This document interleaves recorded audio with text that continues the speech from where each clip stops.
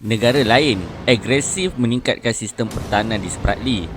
Bagaimana pula dengan kita? Disebabkan pemilikan kepulauan yang amat strategik itu dituntut oleh pelbagai negara, sama ada sebahagian ataupun keseluruhan, negara-negara terbabit telah meningkatkan sistem pertahanan mereka di pulau atau ciri-ciri maritim yang diduduki mereka di Kepulauan Spratly. Menurut sumber yang admin ambil daripada Defense Security Asia, sebagaimana yang kita tahu, Kepulauan Spratly yang terletak di laluan maritim yang amat strategik dan dipercayai menyimpan khazanah minyak dan gas yang banyak bernilai berbilion dolar Amerika dituntut oleh pelbagai negara. Disebabkan pemilikan kepulauan yang amat strategik itu dituntut oleh pelbagai negara, maka Malaysia juga tidak terkecuali. Maka dengan itu, Angkatan Tentera Malaysia juga turut menempatkan anggota tentera kita di beberapa lokasi di Kepulauan Spratly ataupun Gugusan Semarang Peninjau GSP yang terletak kira-kira 162 batu nautika daripada barat Laut Kota Kinabalu. GSP juga terletak di dalam lingkungan 200 batu nautika Zon Ekonomi Eksklusif ZEE.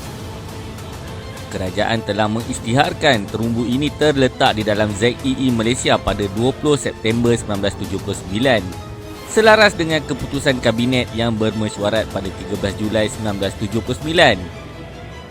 Tentera Laut Diraja Malaysia TLDM mempunyai 5 buah stesen luar pantai SLP yang terletak di GSP iaitu Pulau Layang-Layang PLL, Stesen 5 TLDM, Terumbu Ubi Stesen Uniform TLDM, Terumbu Mantanani Stesen Mike TLDM, Terumbu Siput Stesen Sierra TLDM dan juga Terumbu Peninjau Stesen Papa TLDM.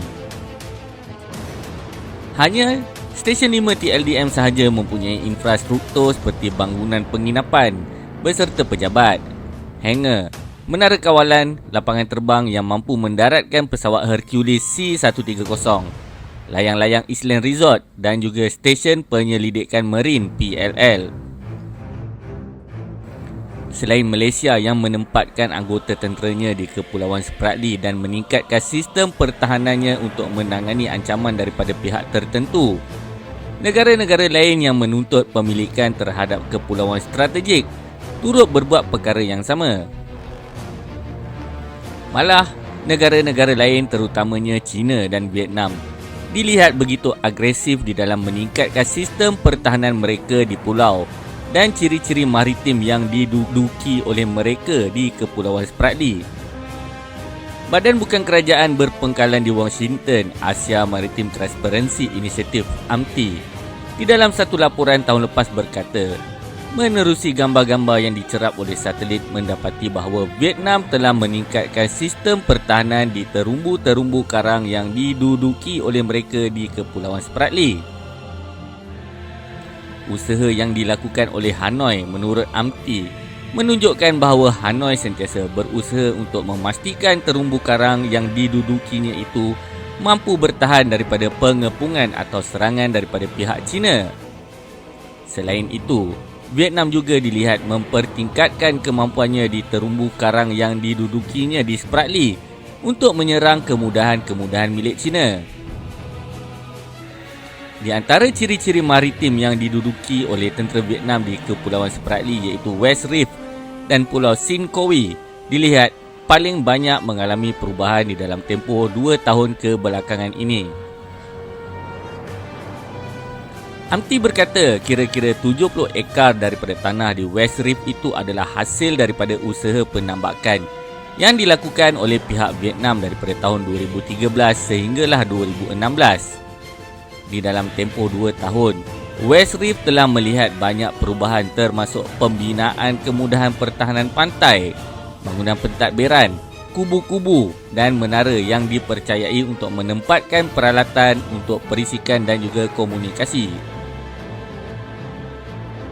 Sementara itu di Pulau Sin Kowi yang diduduki oleh tentera Vietnam juga melihat banyak peningkatan semenjak 2 tahun lepas, terutamanya di dalam aspek pembinaan kemudahan-kemudahan pertahanan di sepanjang pesisir pantainya.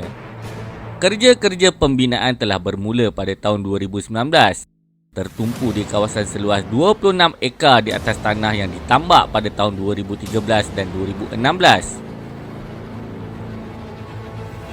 Kawasan tanah yang ditambak di bahagian utara pulau berkenaan juga telah dibina dengan kubu-kubu pertahanan tepi pantai dengan kerja-kerja pembinaan siap pada November 2020.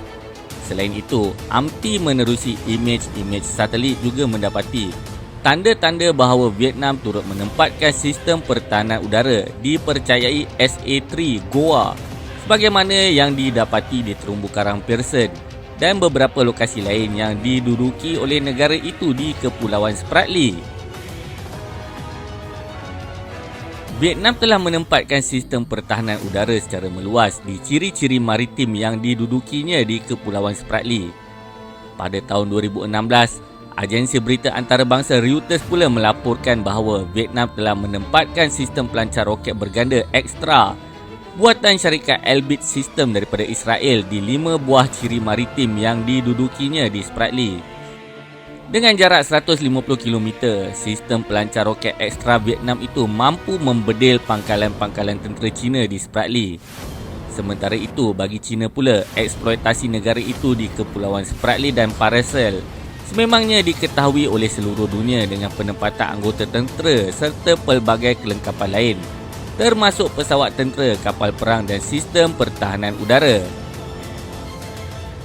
Di antara tahun 2013 sehingga 2017, China telah membelanjakan berbilion dolar Amerika untuk menambak secara besar-besaran 7 buah terumbu karang dan ciri-ciri maritim yang didudukinya di Kepulauan Spratly.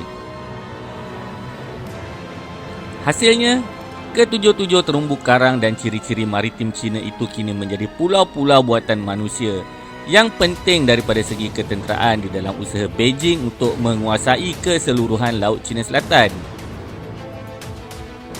Beijing telah menjadikan kesemua pulau-pulau buatan manusia itu sebagai penempatan tenteranya yang penting dengan turut sama membina pangkalan-pangkalan tentera, siap dengan jeti untuk kapal-kapal perangnya, sistem komunikasi, hangar bagi jet pejuang serta pesawat pengebom dan pelbagai lagi. Menurut penganalisis ketenteraan, ke-77 pulau buatan yang diduduki secara haram oleh China itu telah diperkukuhkan dengan sistem C4ISR, Command Control Communication Computers, untuk tujuan misi ISR. 7 daripada pangkalan yang besar itu telah dibina di Fiery Cross, Subi dan Mischief Reef. Sementara jaringan genting kabel-kabel optik di bawah laut bertujuan menjamin sistem komunikasi tanpa gangguan di antara pulau-pulau buatan manusia itu dengan tanah besar China. Penganalisis ketenteraan juga mengatakan kemudahan C4ISR China di pulau-pulau buatan manusia China itu mampu mengganggu sistem komunikasi Amerika Syarikat. Zhao Chenming, pakar komunikasi tentera China berkata, keupayaan C4ISR China di pulau-pulau buatan manusia itu mampu memantau apa sahaja pergerakan tentera di rantau terbabit, termasuk pangkalan udara Amerika di Palawan, Filipina yang terletak kira-kira 350 km daripada Mischief Reef.